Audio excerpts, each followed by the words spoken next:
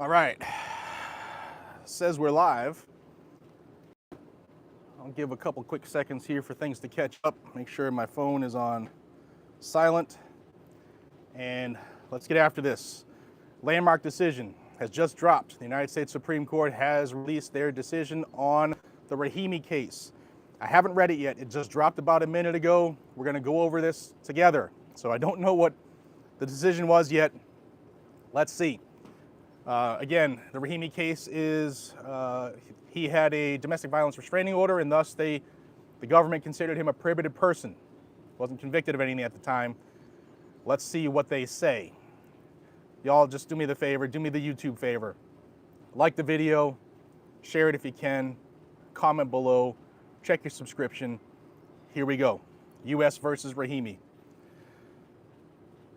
It's 103 pages. I'm not going to read all, I'm going to just go over the summary here. It says, respondent Zachary Rahimi was indicted under 18 U.S.C. 922 G8, a federal statute that prohibits individuals subject to a domestic violence restraining order from possessing a firearm. A prosecution under Section 922 G8 may proceed only if the restraining order meets certain criteria. In particular, the order must either contain a finding that the defendant represents a credible threat to the physical safety of his intimate partner or his partner's child, or by its terms explicitly prohibit the use, attempted use, or threatened use of physical force against those individuals. Rahimi concedes here that the restraining order against him satisfies the statutory criteria, but argues that on its face, Section 922 G8 violates the Second Amendment. The district court denied Rahimi's motion to dismiss the indictment on the Second Amendment grounds. While Rahimi's case was on appeal, the Supreme Court decided in the New York State Rifle and Pistol Association versus Bruin.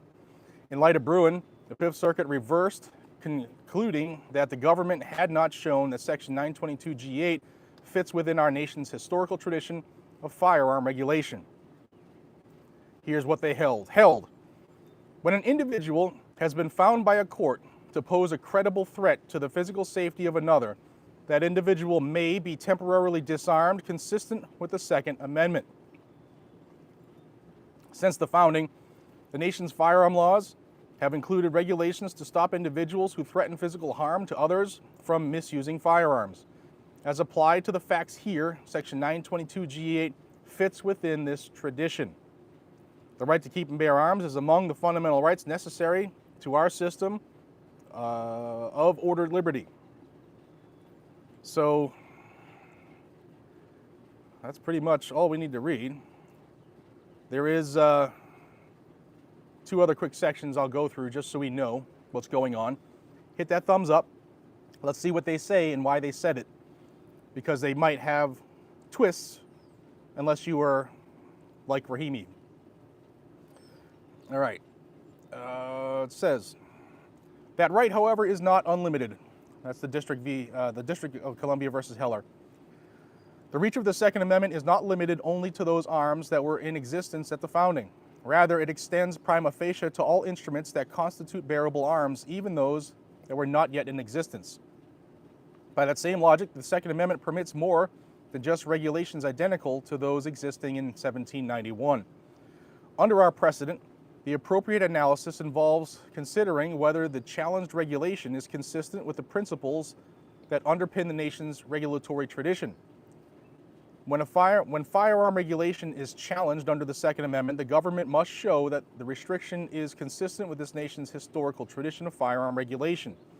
A court must ascertain whether the new law is relevantly similar to laws that our tradition is understood to permit, applying faithfully the balance struck by the founding generation to modern circumstances. Why and how the regulation burdens the right are central to this inquiry. As Bruin explained, a challenged regulation that does not precisely match its historical precursors still may be analogous enough to pass constitutional muster.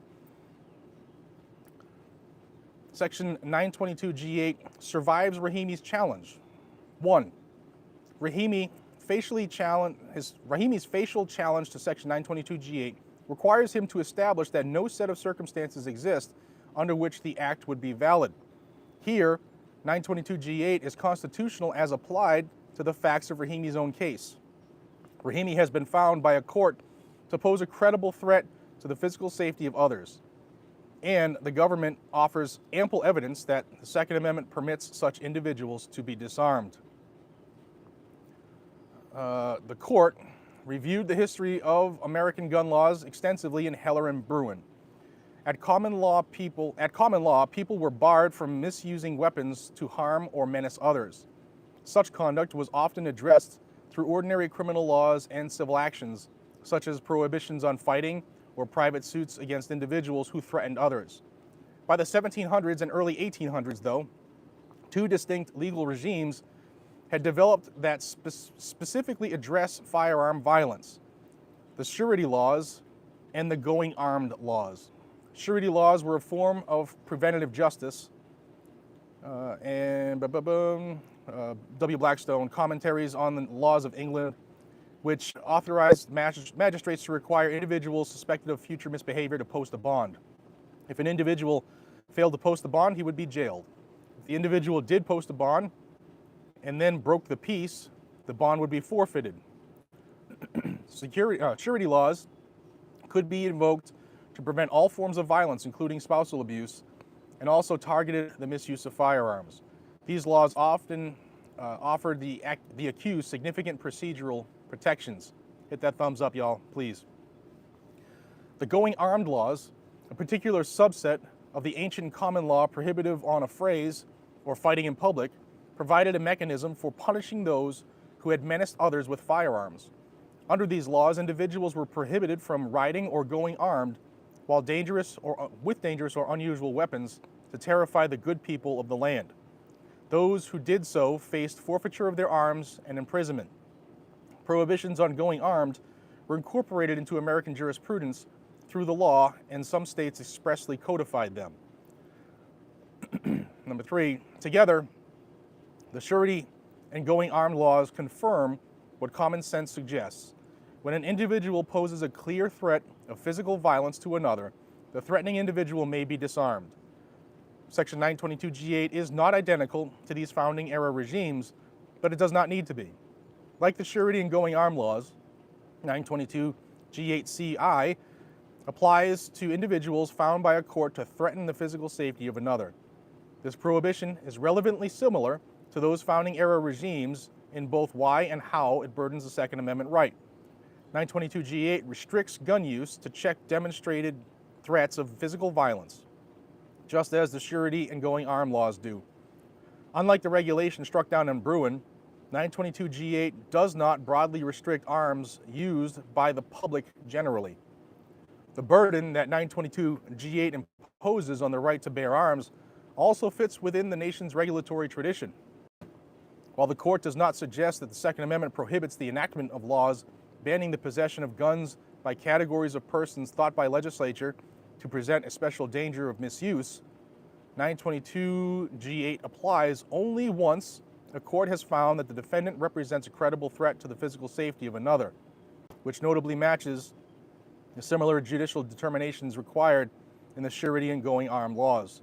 Moreover, like surety bonds of limited duration, 922G8 only prohibits firearm possession so long as the defendant is subject to the restraining order.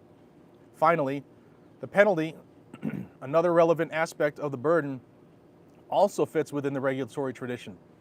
The going armed laws provided for imprisonment, and if imprisonment was permissible, to respond to the use of guns to threaten the physical safety of others, then the lesser restriction of temporary disarmament that Section 922G8 imposes is also permissible. The court's decision in Heller and Bruen did not help Rahimi.